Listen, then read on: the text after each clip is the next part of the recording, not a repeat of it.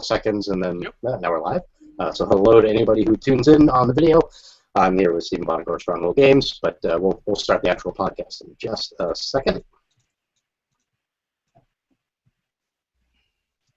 Ladies and gentlemen, welcome to Indie Talks, episode number 52, and I am once again welcoming Mr. Stephen Buonocore of Stronghold Games. Welcome to the podcast, Steve. Ben, how you doing, man? Good to be back. Doing very well. Now, last I talked to you was December 1st of 2013. That was back on episode 36. I looked that up, believe it or not. I would not have known that date. That's pretty good. So it's about 6 or so months ago. 6 months. Yeah. And a lot has happened since then. You emailed out a little while ago, and I've been getting newsletters from Stronghold that are, it's sort of like back in medieval times when the page would come up and unfurl this scroll and it would hit the ground and keep rolling down the stairs. You have a couple of games coming out, and we're gonna touch on that in just a minute. Just a couple. Yeah. The first thing I want to do, though, is actually thank you very much for the 2 things you've done for my Extra Life campaign. Stronghold Games has sent out a couple of games that I'm going to give away, and you also made a donation to the Extra Life campaign. So thanks very much for that. I appreciate that. You're very welcome, and thank you for doing it, and all those people who do the Extra Life campaigns. I think that's an amazing charity to be part of. So I'm happy that I can be part of it. With everybody in a little bit of pieces. Yeah. Now, I imagine as the board game industry picks up, and Extra Life, I've been seeing 2 years ago there was barely anybody doing board games. Now there's a ton of folks doing board games. A lot of people must get a lot of requests, publishers for folks doing Extra Life support or things along those lines. Have you noticed an uptick in just the number of people playing games for Extra Life? Every year I get yes. Every year it's almost exponential the number. But I'm at the moment I'm kind of committed to. I better not. I'm gonna kill myself after I say this. I'm kind of committed to basically, if you ask me for something for Extra Life, I'm gonna do it. Whether it's some games, whether it's a personal donation, I'm gonna do something. And I hope I don't get 500 requests now. But at the moment, I've been fulfilling any request that comes in because this is a this is a good one. I mean, I can't give games to every library out there and every game convention and every game club. But for a charity, I can really. I can really open it up and do something there. So I'm going to do that to the extent that I can do that. Excellent. Well, I and my teammates and everybody else really, really appreciates it. You're very welcome, sir. Thank you for the shout-out, too, on the last podcast. Because absolutely, yeah.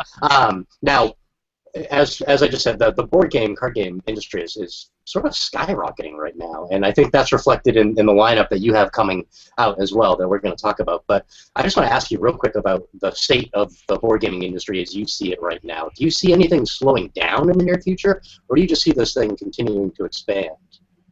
I'm a strong believer that we're not only in a golden age of board gaming. I've been saying that actually for several years. But I don't know what comes after gold. Is it platinum age? I mean, we're in a truly expanding market, and that's just great. Now the cream is always going to rise. Sure. And there's going to be a lot of people who, a lot of companies that end up getting shaken out. Mostly because they didn't know how to go about this. Not everybody can do this. I mean, Kickstarter gives everybody the ability to. We don't Kickstarter our games, right? As you know, Kickstarter gives a lot of people the ability to bring out new games. That doesn't mean, unfortunately, that all those games are vetted and they're going to be good games or well published with components. But there is a tremendous amount out there. I think we're at the stage that buyers have a tremendous selection to pick from.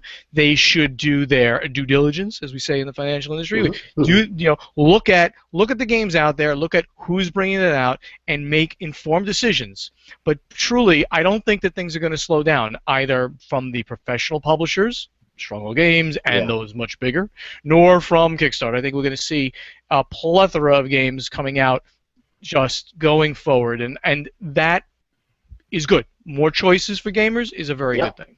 Absolutely. I'm a big fan of, I don't really consider all that much, I guess it is competition, but I'm a big fan of real choice too, because I know every gamer that I know, they all have a different favorite game. There's a couple of people share a game here, a game there, but for 30 people that I know who play games, there are 75 titles that they lump in their top 3 or top 4.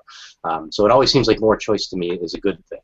No, and that's a really good way of putting it. That Mm, and when you state it that way, and you look at, for instance, maybe segueing, what Stronghold Games is bringing out. Yeah, see, I set you up with a segue. What Stronghold Games is bringing out this year, you'll see it is quite the range of games, from the heaviest of heavy yep. Euro to nice, light, approachable, trick-taking card Mhm. games by great designers. So we have what we're doing there is giving everybody, all whatever number of friends you said that have 75 games, in their top three in total. We're giving everybody an option of buying. Not everyone is going to love every game I bring out, but I Right. guarantee that everyone's going to say, "Oh, Stronghold, I like this game," and if they don't know me that well, they'll say, I can tell, what do you like? Well, this is something that you're going to like if you try this kind of game. So that's where we're positioning ourselves. And at a risk of sounding like a commercial, and I have to say right up front, you're not paying me to do this, and I'm not paying you to do this. We're both just kind of enjoying a beer and talking Just about enjoying a games. beer. Here we go. Yeah. But when I go to, there are a number of smaller and bigger conventions that I go to around here, anything from like PAX East down to Total Confusion. Every convention that I go to, there is at least 2 or 3 tables that feature a Stronghold game, and it's usually either one of the Space Cadets games or Survive that I tend to see at conventions an awful lot.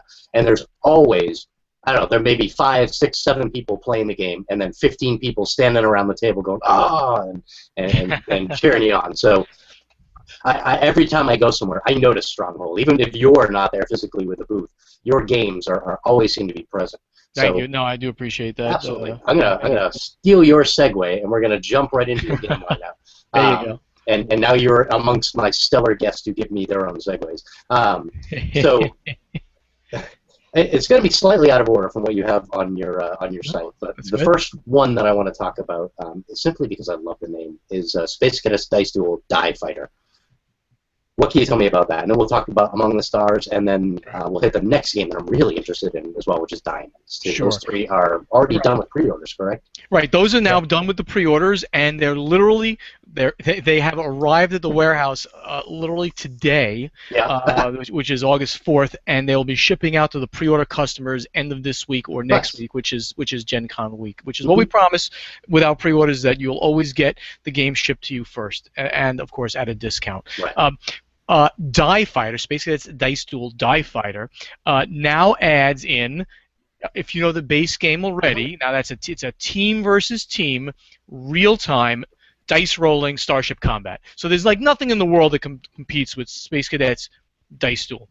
It's insanity, for 20 to 30 minutes in a box. Insanity in a box. Now, it was a single ship versus ship combat that you would engage in with another team. Mm-hmm. Now you'll be able to have 2 ships against 2 ships, and that second ship will be a single manned fighter ship. Excellent. Die Fighter, haha. Yeah. Yes, puns. We like puns. So not only we're expanding. It was a 4 to 8 player game.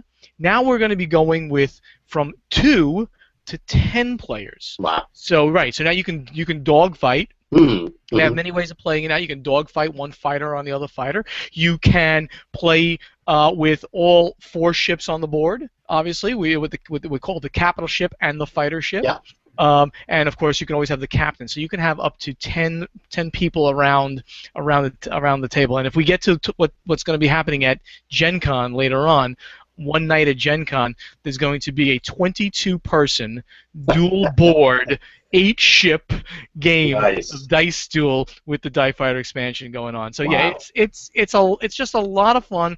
And again, nothing competes with this game in the markets, which makes us very proud that we've got something there that is truly unique in what we presented and the quality that we brought out in this game. So this is really a special one for me.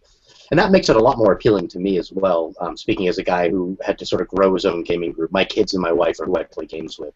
And getting a game, I'm not all the time. I obviously have my group that I get together, but having a game that gives me the option to play with 2 people or more, that's doubly attractive, because I can just grab one of my kids who's like, can we play a game, and boom, sit down and do it. And then when Extra Life comes up, I'll have 30 people here.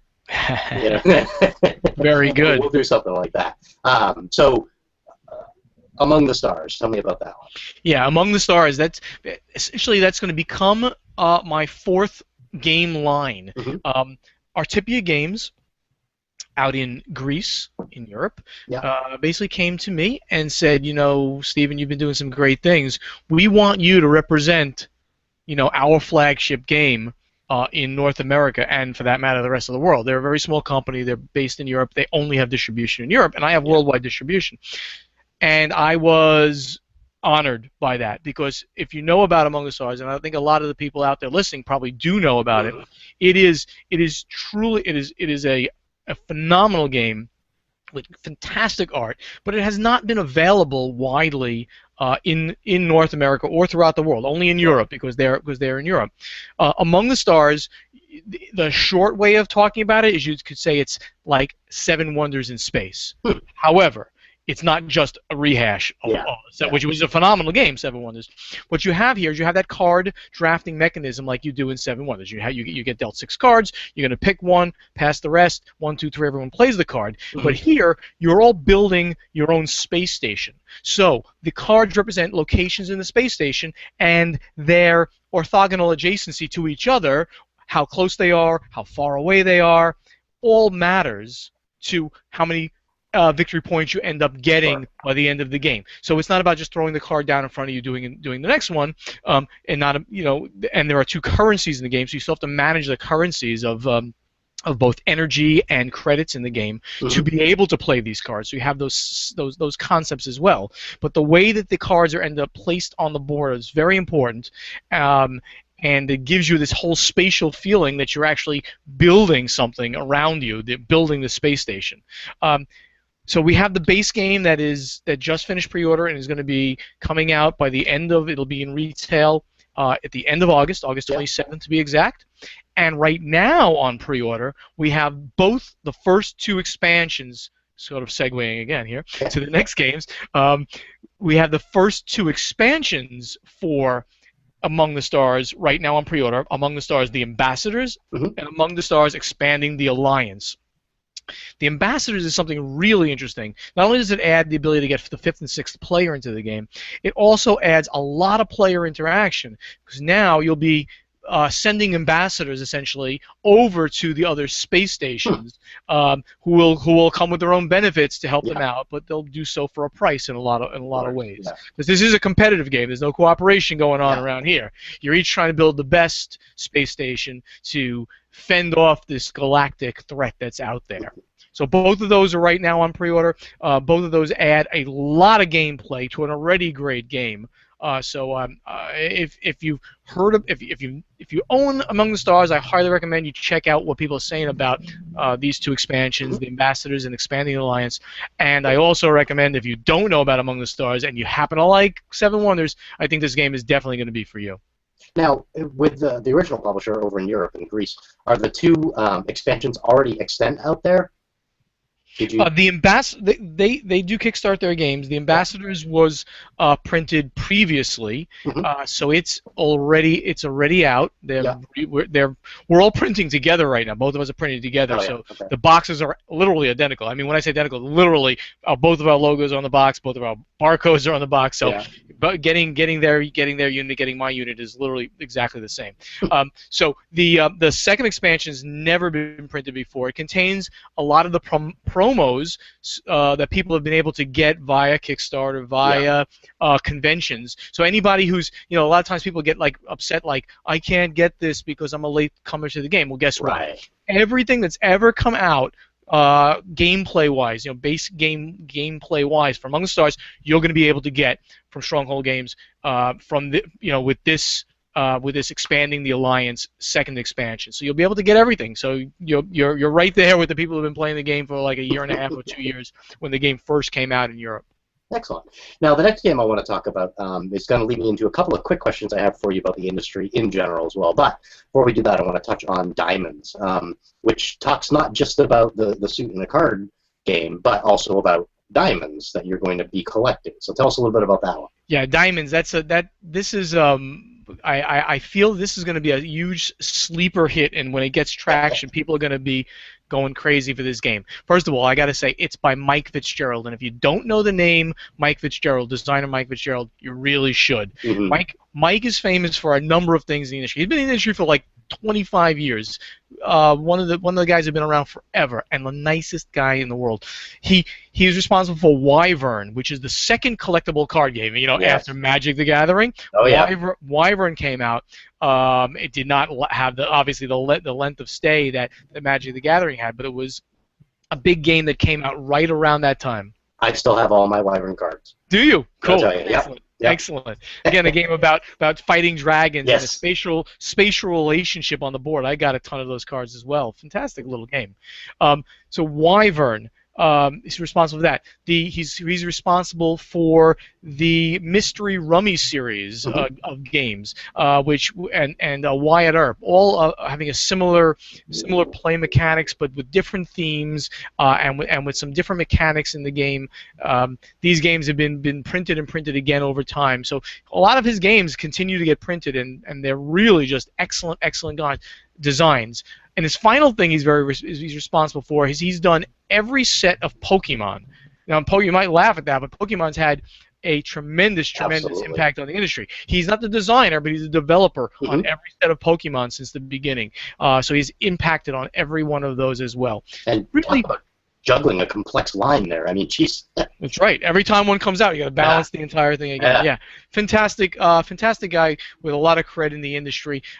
So to the game itself, Diamonds is a trick-taking card game where you're going to be as you're playing cards to win tricks or not, you're going to be able to collect diamonds, not the suit in the game, because it is a 4-suited game. The cards numbered 1 to 15 in each of the 4 suits, but physical acrylic crystals that are part of the game itself. So they're really, really cool components. 135 acrylic crystals in the game. You'll be able to move those from the general supply to your showroom, which sits sort of in front of you, to your vault, which is literally a physical screen that's going to be in front of you as well. Those make them secure, and that's how you're going to score points. Points behind the screen are worth diamonds behind the screen are worth 2. Ones in front are going to be worth 1 at the end of the game.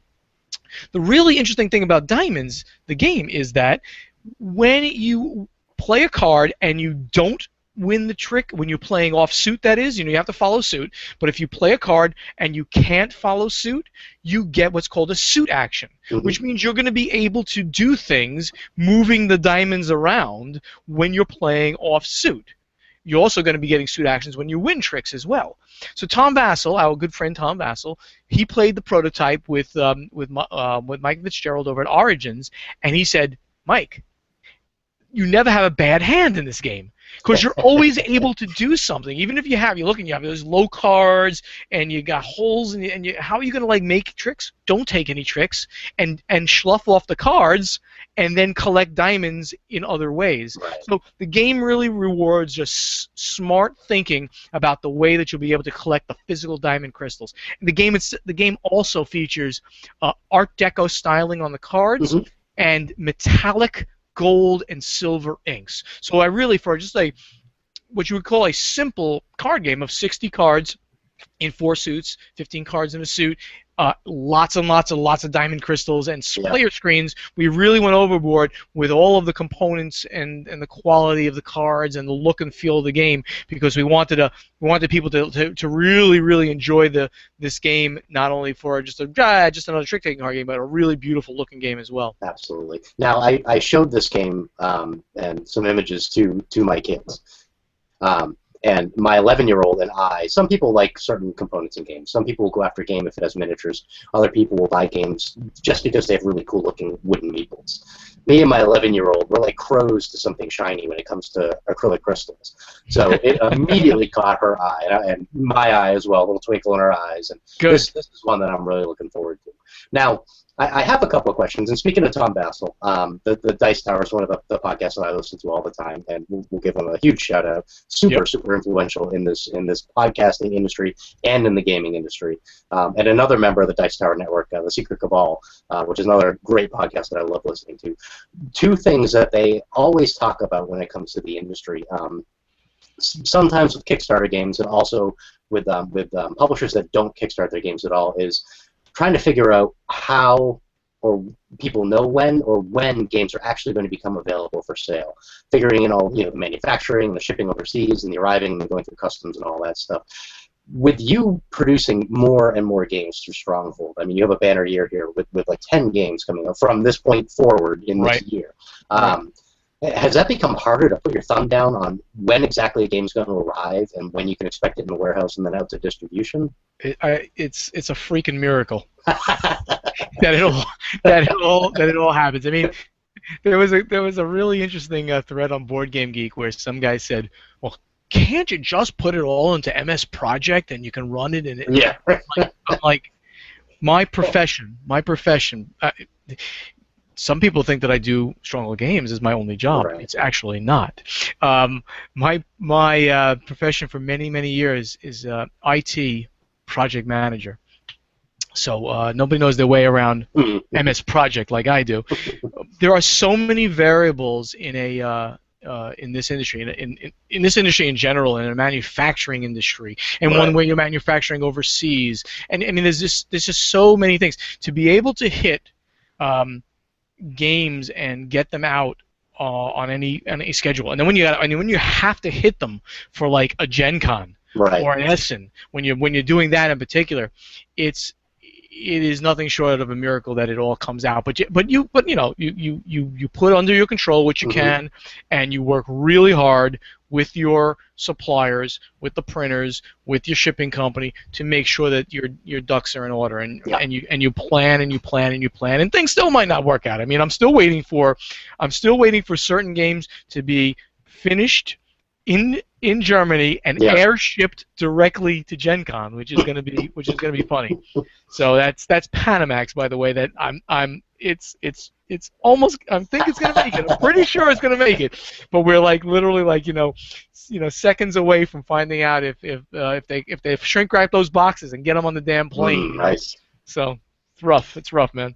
So, I mean, when you go to your site, when you go to strongholdgames.com, you look, I think it's right on the front page right now, you can see the schedule of your future releases. Do you think you're taking a little bit of a risk when you put a month to a game, or do you think you got to nail down to a 30, 31-day span? When you look at, like, Panamax, you say September, or, the Two Among the Stars expansion, you have a September and October, or do you feel pretty confident that will work out? These things, they can slip, and that's just that is a fact.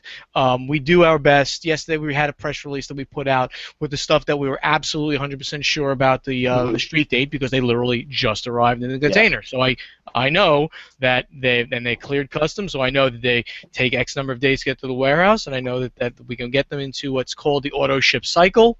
I'll get you into a little insight on the industry there. The auto ship cycle that my warehouse, my sales agent will be able to get it out to distributors.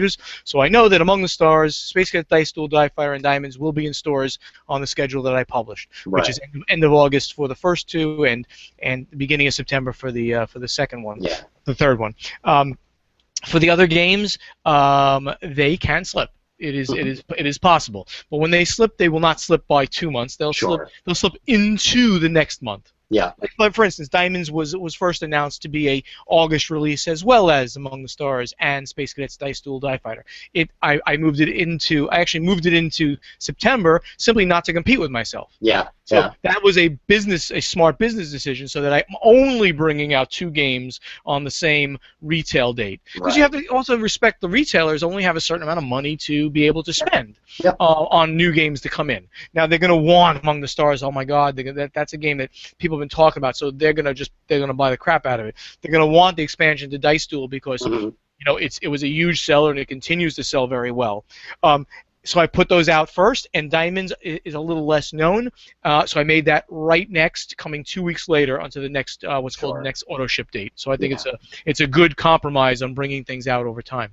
Yeah, and this is an interesting industry. The people who are super passionate about their hobbies, gamers, whether it's video games I found, or board games, card games, tabletop stuff, they take ownership of the things that they really love, which can be good and bad. And that means that when a game is a little bit late, though, it often results in a lot of sort of frustration, especially online, where people can think, oh my goodness, I can't believe that they said this game was going to be out in December, and here we are in January, and it's not in my hands yet. I don't think that there's a lot of understanding going on as to just how complex everything is to get that game into a store and into Yeah, no, somebody's hands. there's not a lot of understanding, and God bless gamers. They are a little intense, and they are my customers though. So Yeah. we'll, being as kind as I can possibly be, everybody needs to take a chill pill and relax and understand that. Believe me, the one thing I want to do is to get a game to you as soon as possible. The Absolutely. sooner you get the game, the sooner I can make some money back. Right. Because I take all the risk. I mean, the Sure. publisher takes when you're not kickstarting games and you're not getting a lot of money up front. You're taking all that risk of going out and paying the printer, the graphic designer, the artist, the shipping company. Everybody gets paid. The sad thing is the last person who gets paid is the designer usually, and he probably got an advance anyway, so he's not so bad off. The last person to get paid is the poor publisher who put $50,000 out of his own pocket to actually get these things going. And it's the same thing for everybody, and I'm not trying to become a crime poverty here. It's the same thing for all the big guys too. They have the same exact issues on and not necessarily on much different scales than I do. I mean, most people in this industry, even the biggest people, Fantasy Flight, Mayfair, Days of Wonder, they might not print, many more copies than I print in a first print run, because they have to. They also have to judge what that market is. Right. See, and who wants to bring over 25,000 copies, even if they know they're going to sell them immediately, because they have to kind of have to warehouse them first. They got to go someplace before they get out. So you kind of have to then time it over. It's like, okay, you get about 7,000 on the first container. Okay, send that. 2 weeks later, send the next container. There's a lot of variables that people don't quite get when you put all these things together. I certainly can give a dissertation on the pieces of this industry. Now being in it for 5 years and going through the pains and things like that. But it does take some patience, and we hope that the gamers will give everyone, not me, but everybody in this a little slack when we're a little bit late on getting something out to you. So, being a typical gamer, I'm going to roar straight ahead now to the next thing and demand your attention on two games that have gotten a lot of buzz online. Starting about 2 months ago, I started hearing about Panamax and about Kanban, and these are two games that I'm really interested in as well. So, what can you tell us? We'll start with Panamax, which is you have it down as a date of somewhere in September. Right now, and it's very good that you've grouped them together, because they will have a very similar audience. They're both big, meaty Euro games. Yeah. And that's a market that I have barely been in. A couple of years ago, I brought out CO2 by the same designer, Vital Lacerda, who has now done for me Kanban, Automotive Revolution. Kanban, technically pronounced Kanban. But let us talk about Panamax first, because not only is it coming out first, it's also currently on pre-order, and will be throughout August. So those who are interested in this should head over to the website. Consider pre-ordering. Give us a brief bit on why somebody would want to pre-order a game with you. What's the big deal? Thank you. Very good segue back. Very good toss back to me for a second. Why would you want to pre-order from Stronghold Games? And that is a very, not only do we talk about that on the website, but it's a very easy thing to answer. You get the obvious benefits of getting 30% off of the game to begin with. You get 30% off the MSRP to begin with, so it's a good price break. You get my guarantee that the game will be shipped to you before it goes out to any other distributor even, or retailer, or any other customer after that, at the end of that chain. So you also get the guarantee that the games are already printed and are either on the boat or about to be put on the boat to come over here. So we know, and you know, that you're not going to be waiting forever for the game. There could be delays due to customs and this, but those delays are manageable. It's not like, well, I'm not saying bad things about Kickstarter, guys. It's not like I gave them money in January and it's a year from now and they haven't done the product yet. Well, they wait until they get all their money. They don't take the risk. They get the money, and then they go to print. And then hopefully, with a lot of great Kickstarter companies out there, hopefully they know what they're doing and they get it done, and it does get to you on time or not. But that's a different business model. With me, with my pre-orders, I'm asking you to take the only leap of faith you're taking with me is not about producing the game. It's about, do you believe in the game at that point? If you believe in me, hopefully you believe in the game. And I steer people to the right kinds of games. You want a big meaty Euro? You want to take a look at Panamax and Kanban. Mm-hmm. And again, you want to maybe go take a look at the pre-orders to guarantee you get that game beforehand. I also, as I might want to mention, I also only do 500 units in pre-order. Why that number? Pretty arbitrary number. Well, it's usually about 10% of a print run, approximately. But what I'm stating there when I do that is that I also want retailers to get a good number of those games. I want those to get through the distribution channels, and retailers can get a hold of those games, and they can sell it. So Sure. I seed the market. I create the buzz with my pre-orders. The alpha gamers who've come to me and paid me for the games, they get them first. They start talking about them and chatting on BGG and doing their blogs and playing with their friends. Excuse me. And then the retailers get the games, and then they can sell the crap out of it, hopefully. So there's the whole spiel on why pre-order. Now let's talk about Panamax. Yeah. Panamax, which is kind of subtitled, though it doesn't say on the box, but I have it on my website. The 100th anniversary of the Panama Canal, which is amazing. And Panama Canal, still to this day, 100 years later, was built in 1914. 100 years later, still one of the greatest engineering achievements of mankind. The fact that we were able to build that thing through land, which cut the transoceanic timing by weeks, so we can get containers over to the East Coast faster with more games in them. And that literally is the kind of stuff that comes through the Panama Canal, and military ships and cruise liners and all kinds of things. It's a big, meaty, heavy Euro game where you're trying to build the best shipping company, shipping goods through the Panama Canal from Europe going over to the West Coast, from China going over to Europe and even U.S. So you're simulating this. There's a couple of really great novel mechanics in that game. My favorite of them is the pushing mechanic. As ships are getting into the canal and the lock system, a ship might be in there, and when you have to move your ships and there's a ship in front of you, you're going to be pushing it through the lock system. You have to minimize the amount of time that you do that because you'll be helping the other players. So you'll push them into one of the natural lakes that's actually part of the Panama Canal system. So the geography that we've built into the board actually mimics, with obviously some things change for the game, mimics what is actually part of the Panama Canal lock, lake, and river system that's there. So not only does it have that realistic feel, not only does it have a 100th anniversary, but you have these really interesting novel mechanics they built in, action dice selection as well, and a nice, heavy, meaty Euro game for those who want that style of game. So so the buzz on that's been great, and right now it is on pre-order. Get your 30% off. Head over to strongholdgames.com. Don't wait, don't delay, and make sure you get one of your first 500 copies of the game. Nice. Now, tell us about Kanban, too, which is another big, meaty Euro game as well, but it's a slightly different subject. Exactly, different subject. Another great kind of underdone subject, the automobile manufacturing now. Vitalis Serra kind of likes to pick in his last game, CO2. He's picked, creating the best green energy company. With this game, he picked a topic, not only automobile manufacturing, but the name Kanban. What does that mean? Guess what? Well, it is an actual name of a process management system created in Japan.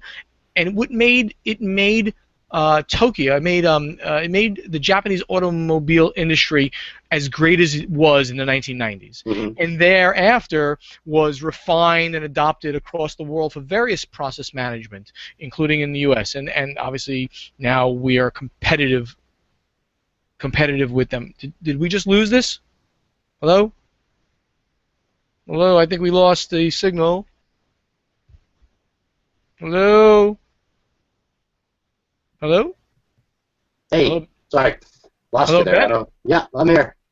Oh, okay, we lost signal there for a second. Yeah, for just a second. Okay, anyway, so let's go back to Kanban. It was a process that was developed to get the Japanese automotive industry jump-started and to where it was in the 90s. Yeah, exactly, and it made them the great automobile manufacturers in the 1990s. Since then, has been adopted across the world for various things, including by U.S. automotive manufacturing, which has made us competitive. So in Kanban, what you're doing is you are trying to you're a manager within the factory, and you're trying to excel in what you do and be and impress the factory manager, which is named Sandra. We actually have a name for her in the game.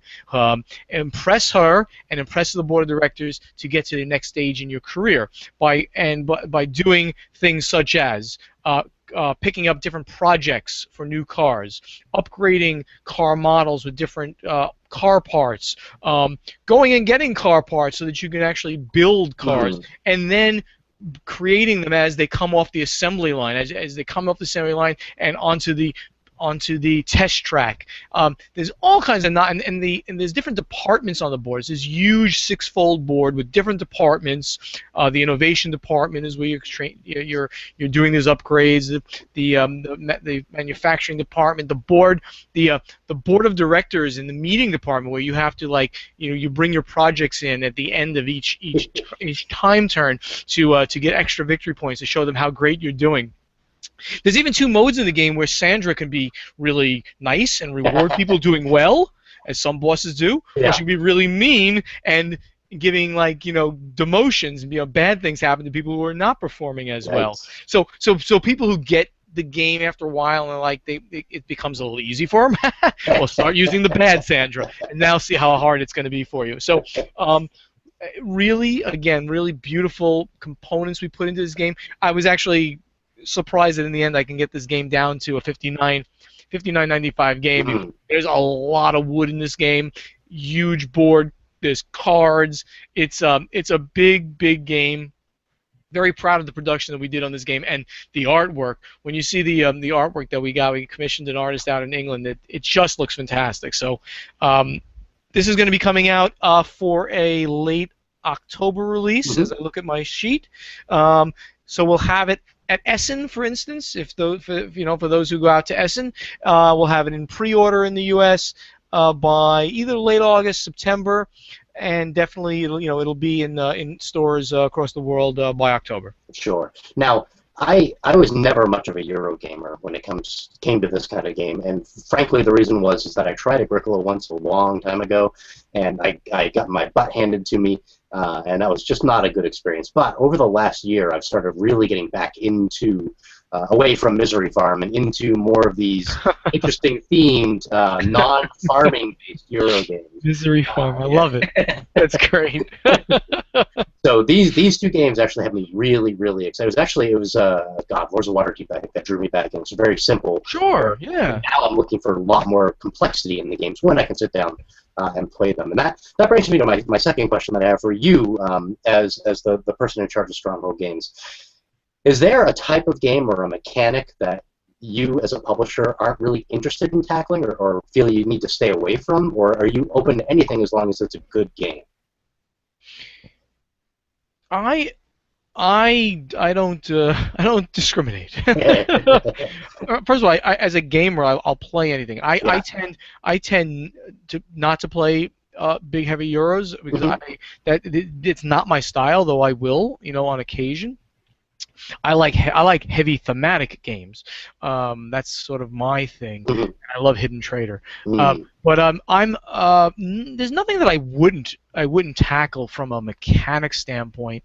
There might be themes that might be hard to do. I've heard of some themes that people pitched me that were like, whoa, I pitched me a game about strippers, and I'm like, I can't do this. I mean, no way. No, but mechanically, a game is great or not great, based on it's the gameplay itself, and can I sell that game? So I will play the game, and I will see if this game just makes sense. I mean, there's a few mechanics or game styles I haven't done yet, but that's only because I haven't found the right one. I haven't done a war game yet, for instance.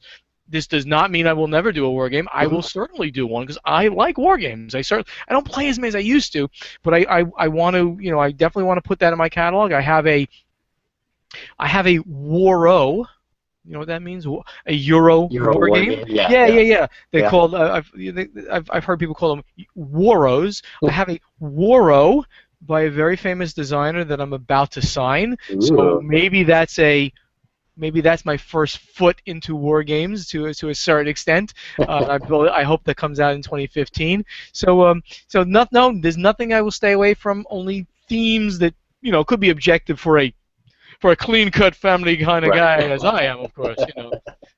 Have to be certain amount of care in the themes that one brings out. Right. Okay, well that's an interesting answer, and that's kind of what I expected, but I just want to sort of fill you out and see what you're going to say. Sure. So we got three more products that we could talk about here coming out this year. We have Core Worlds Revolution, which is coming out, and then we have another Space Cadets. Resistance is mostly futile, which is back to the Space Cadets puns there, which I always love. Yep. And then we have Medina too that I want to talk about. But let's start with Core Worlds. What is Sure. that? What does Revolution have to offer? Core Worlds is one of my now 4 big IPs that I have. I consider my 4 big IPs: Survive, Space Cadets, Core Worlds, and the now emerging Among the Stars. Yeah. All games that I will be expanding into the future. Core Worlds Revolution. Core Worlds is our take on deck building. And many people have called it deck building 2.0, meaning it takes deck building and uses it as a mechanic in the game, not the whole game. Right. Dominion is a fantastic game, don't get me wrong, but it was a mechanic, not necessarily, in my opinion, a true game system. So, and believe me, I wish I was publishing it because it sells just tens of thousands of copies, and and so it is a great game and set a trend.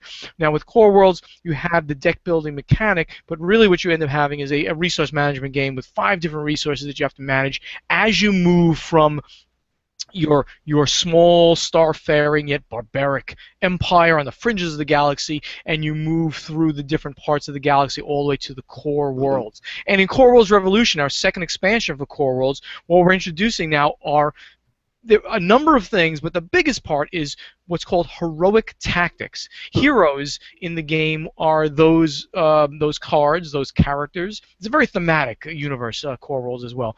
But they're the heroes in the game are those leaders that will give you special bonuses. You'll each start out with the one part of your initial deck is that everybody has a different hero. It's the only card in your initial deck that's different. So you each have a slightly different power. And there are other heroes that you can pick up as you move through the different worlds of the galaxy toward the Core Worlds.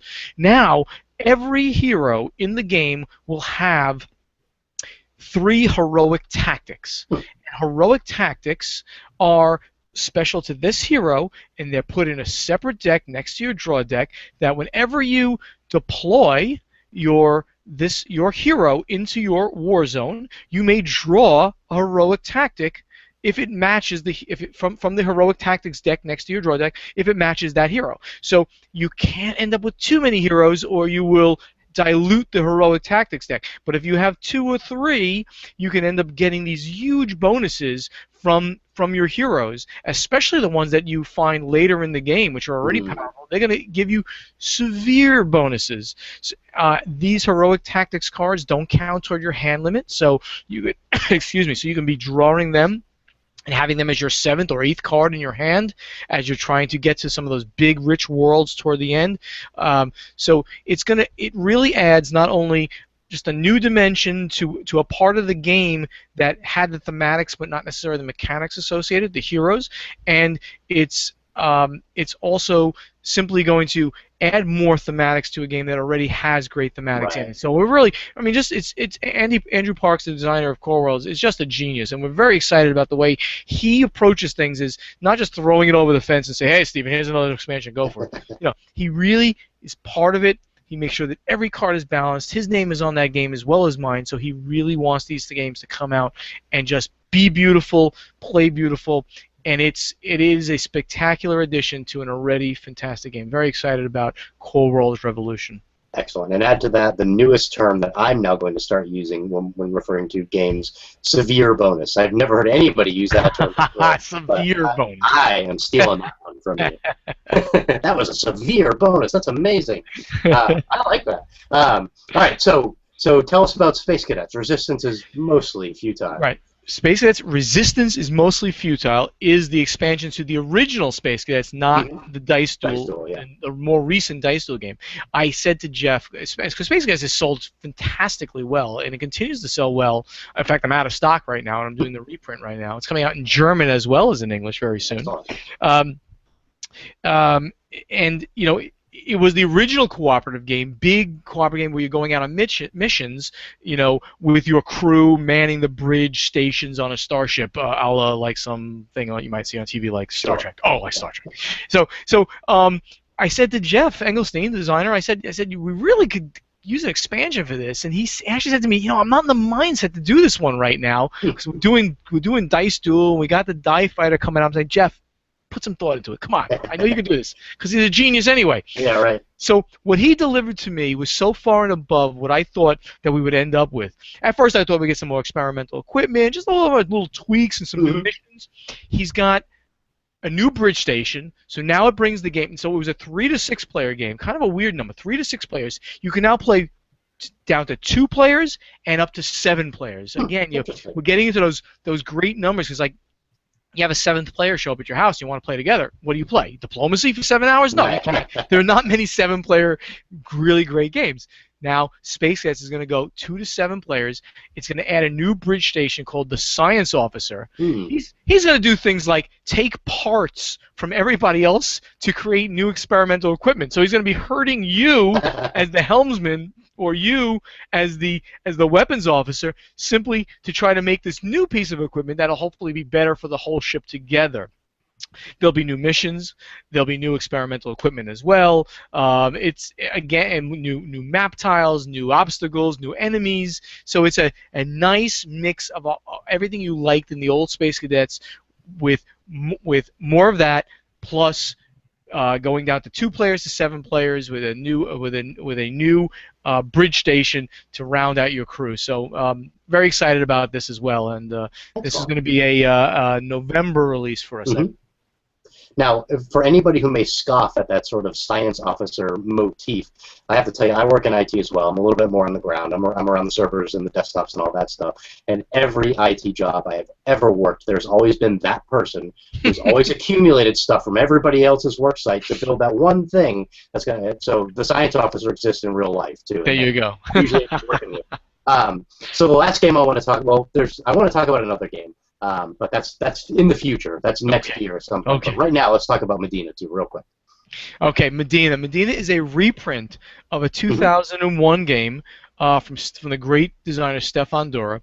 Was brought out by Rio Grande Games, the big Rio Grande, great company, responsible for.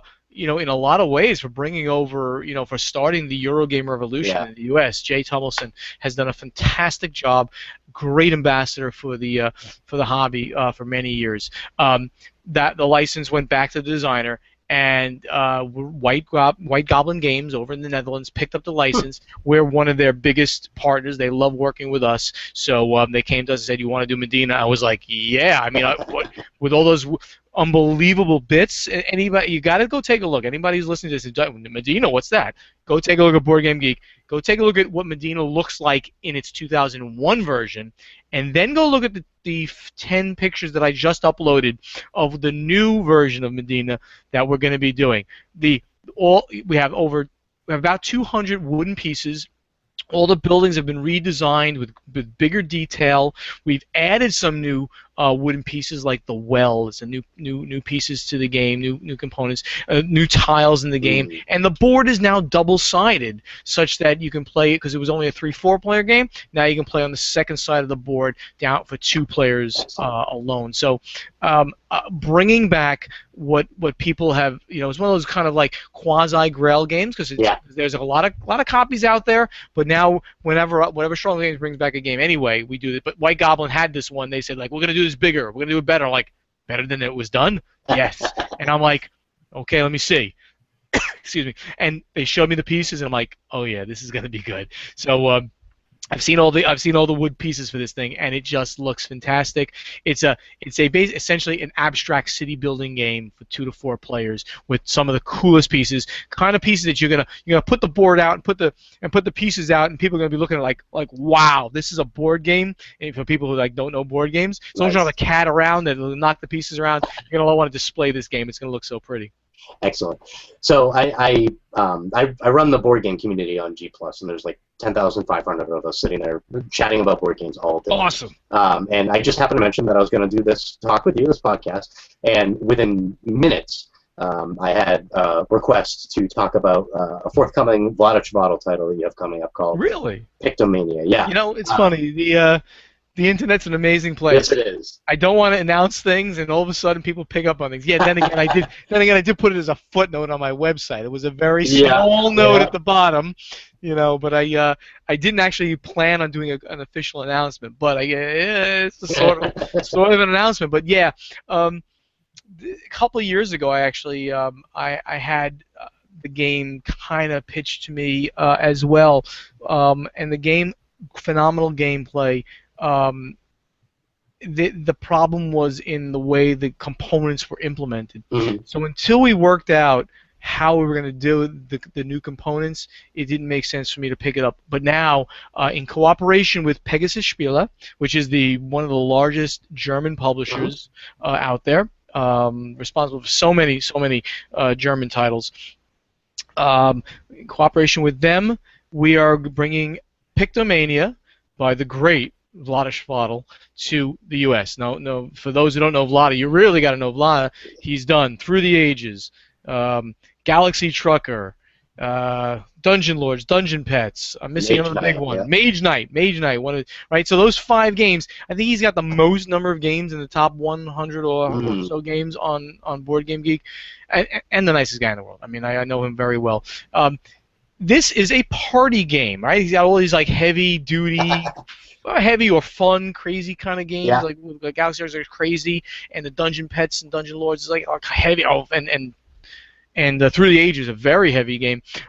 This is a party game, and this is a gamer's drawing game. Gamer's drawing game where there's going to be a list of things that you can potentially be drawing out on it's hard to explain it, but not on a screen, but on cards that are standing up in front of everybody. So there's going to be like 6 on a card and 6 cards. I believe that's it. And there'll be on each card it'll be kind of similar. So it might be, dog, cat, giraffe, zebra, I don't know, things like that. So mammals. Another one might be cars, boats, trains, or something like that. So you have all these cards sitting out there. You're going to have to draw one of those items on any of these cards. As you're and so people say, "Oh, draw, I can't draw." That's good. Not being able to draw well is good. So you quickly doodle, but you're also looking what other people are doing, because you have to kind of guess what they're doing as well at the same time. So you don't want to make a masterpiece. You want to make If you can't draw a zebra, but you make it so that it doesn't look like a car, you're probably going to be doing a good job in this game. So just think about Vlaada and how crazy his games are sometimes, like with Galaxy Trucker. So project that into a party-style drawing game, and this is a really, really, really interesting take on that genre. I think it's almost a must-have for anybody who've got gamer friends, but who wants to have something that they can just like pull out, like with the spouses and the significant others at the same time, and they'll all be able to get right into it as well. But it'll be gamerly enough that everyone will join it, the gamers as well as the non-gamers. Sounds awesome. Yeah. Always interested in anything that Vlaada's gonna come out with too. So we're about to run out of time. I just have one more question for you, and this one is probably going to be real easy for you. All right. I thought since we're going to close out the podcast, since we sort of opened the podcast before we went live, chatting about how we're not drinking water, I thought that maybe we would compare beers and see what you're drinking tonight and what I'm drinking tonight. So tonight I have Jack's Abbey, which is a local beer to me. It's a beer called Jabby Brow, which is a little bit hoppy, but a really nice beer. If anybody is in the Northeast area, they can pick up a Jack's Abbey. I highly encourage them to pick up any of their brews. Absolutely excellent beers. And what about yourself? Right before we got on the air, I poured myself a Flying Dog Brewing Company, Double Dog. Ooh. Let me tell you, I am a big beer guy. Yeah. Now that not only means that I drink a lot of beer, but like I go to the lengths of I brew my own beer. Oh, Not as wow. much these days. I'm a certified beer judge. Yes, you actually have to take a test about that, written and drinking test. So I really like, and I log my beers on an app called Untapped. I'm gonna give Yeah. those guys a plug. I mean, it's just a great app. I go out and I find beers, and I have it's nice that I have like a bunch of close places by me that have like 25 taps, so I can get a lot of great variety from craft brews. This is one of the beers I rate a 5 out of 5. It's a full. It is an Imperial IPA. A double IPA. This one should be a triple IPA because it comes in at about 11%. Wow. Alcohol. It's crazy, but it is so tasty. Very hard to find actually. Flying Door Brewing Company. They make I assume yes, you're not on the Dice Tower Network, so I can say this. They make their signature beer or their biggest beer is called Raging Bitch. And that's what they call it. All of their beers are named after dogs. So Raging Bitch is their biggest beer, and it's a fantastic IPA. But they make quite a few other ones. This one is Double Dog. If you can find this, drink it in moderation, because every beer is like drinking 2 beers, and it is absolutely delicious. Malty, hoppy, well balanced beer. Something that you'll not find in many in many IPAs or double IPAs. Excellent. Well, I just wrote that down. I'm going to search some of that out myself. And go to the best place you can find, and ask them if they can get you some of this. And if you can even get more of it, save some for later on, because it's the kind of beer that'll even age. It's so good. Absolutely. Yeah. Excellent. Well, Stephen, thank you very much for coming on Indie Talks again. It's always a pleasure to have you on, and I would wish you the best success in the coming year, but I don't think I need to. You have a ton of stuff coming out. It looks like it's going to be an excellent year for you. No, thank you, Ben, for having me. I'll come back anytime. Just do it another. Let's go another like 6 or 8 months like we did last time. It'd be perfect. But I'd like to close by asking everybody to come over to the website. If you're interested in some of the stuff we've been doing with the schedule of when things are going to be going on pre-order and when they're going to be available, retail is there. I highly recommend, if you're a Eurogamer, come and order Panamax right now with us. If you like Among the Stars, you either know about it or you want to get into it, the 2 expansions also on pre-order. And all of our schedule for all the things coming out are out there right now. Follow us on Twitter, @Stronghold Games. Like us on Facebook, Stronghold Games page. Sign up for the newsletter. I don't spam you. Don't worry. You get during this time of year, you get maybe 1 a week or so, but most of the year it's like less than one a month or so. This is the big crunch time where we got to get the information out about all those pre-orders. So follow us. I think you're gonna like what we're doing, and I'm one of you guys. Really, when it comes down to it, I'm a gamer. I want to just make great games, and hopefully we're bringing out the right kind of games for gamers. Absolutely. And we mentioned it earlier. I don't think you mentioned it this time around, but the website is strongholdgames.com. And that'll be in the show notes. Just head on over there. You won't regret it. Thank you, Ben. Bye-bye.